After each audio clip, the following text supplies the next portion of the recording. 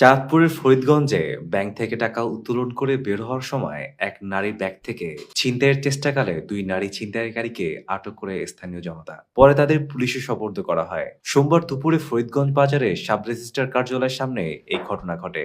ভুক্তভোগী পারুল বেগম জানান, তিনি ও তার স্বামী দেলোয়ার হোসেন ফরিদগঞ্জ কলাবাগান এলাকায় অবস্থিত একটি ব্যাংক থেকে 2,50,000 টাকা উত্তোলন করেন। টাকা তুলে বের হয়ে সাব রেজিস্ট্রার অফিসের সামনে পৌঁছালে হঠাৎ দুই নারী তার হাত থেকে বেনিটি ব্যাগটি টান দিয়ে নেওয়ার চেষ্টা করে। এই সময় তিনি চোর চোর বলে চিৎকার করলে আশপাশের লোকজন দ্রুত এগিয়ে আসে ওই দুই নারীকে আটক করে। পরে স্থানীয়রা বিষয়টি ফরিদগঞ্জ থানা পুলিশকে জানালে পুলিশ ঘটনাস্থলে গিয়ে আটক দুজনকে থানায় নিয়ে যান। এই ঘটনায় ভুক্তভোগী পারুল বেগম ফরিদগঞ্জ থানায় লিখিত অভিযোগ দায়ের করেন। পুলিশের সূত্রে জানা গেছে, আটক দুই নারীর বাড়ি টাঙ্গাইল জেলার নাগরপুর উপজেলায়। তারা দীর্ঘদিন ধরে চাঁদপুর শহরের গাছতলা এলাকায় ভাড়া বাসায় বসবাস করছিলেন। প্রাথমিক জিজ্ঞাসাবাদে তারা বিভিন্ন উপজেলায় ঘুরে ছিনতাই সহ নানা অপরাধমূলক কর্মকাণ্ডে জড়িত থাকার কথা স্বীকার করেছেন বলে জানিয়েছে পুলিশ। ফরিদগঞ্জ থানার ভারপ্রাপ্ত কর্মকর্তা মোহাম্মদ হেলাল উদ্দিন বলেন, ব্যাংক থেকে টাকা তুলে যাওয়ার পথে ফরিদগঞ্জ বাজার এলাকায় ছিনতাইয়ের চেষ্টা করলে স্থানীয় জনগণ দুই নারীকে আটক করে পুলিশের হাতে তুলে দেন। এই ঘটনায় তাদের বিরুদ্ধে ছিনতাই চেষ্টার মামলা